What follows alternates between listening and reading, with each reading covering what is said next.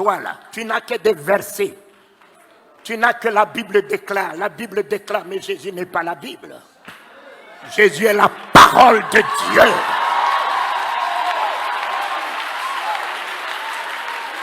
Jésus n'est pas la Bible.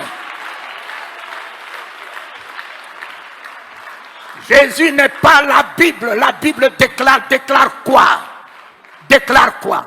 Jésus est la parole. La parole de Dieu est un homme. Ce n'est pas un livre que tout le monde utilise, les sorciers utilisent, les maçons utilisent.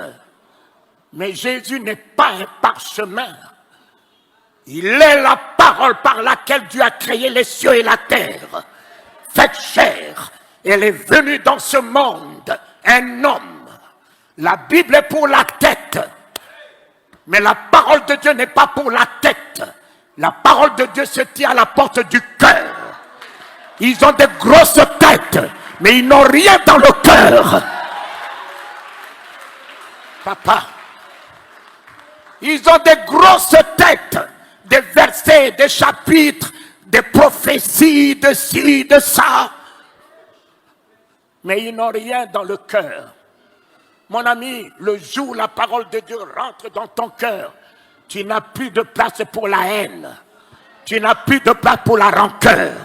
Tu n'as plus de place pour la colère. Tu n'as plus de place pour l'hypocrisie. Tu n'as plus de place pour parler du mal de quelqu'un. Tu n'as plus de place pour penser du mal de quelqu'un.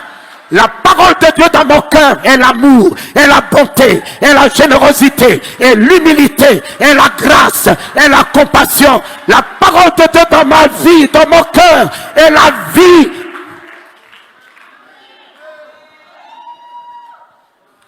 Combien ont des grosses têtes et n'ont rien dans leur cœur? Combien disent Alléluia, Alléluia, et quand ils tournent la nuque, regarde ce que ton Alléluia dit derrière ton frère, ta soeur. Mais le jour où tu auras la parole de Dieu en toi, tu ne sauras jamais parler du mal de quelqu'un. Tu ne verras même pas le péché, car la parole de Dieu est miséricorde à jamais. Tu ne peux pas juger. Tu ne peux pas condamner. Laissez que la parole de Dieu rentre dans votre cœur. Vous serez sauvés. Et cette année sera pour vous l'année de gloire. Parce que Dieu a tant exaucé les désirs de ton cœur. Alors si ton cœur a la haine, comment tu veux qu'il exauce les désirs de ton cœur? Dieu veut honorer tes vœux. Alors si ton cœur n'est pas celui-là, comment veux-tu que Dieu exauce les désirs? Les jeûnes, les prières, les veillées, tout ça là, c'est du inutile. C'est ton cœur. C'est ton cœur que Dieu voit. L'expression de ton cœur que Dieu exauce. Oh Éternel, redonne la puissance à ton peuple.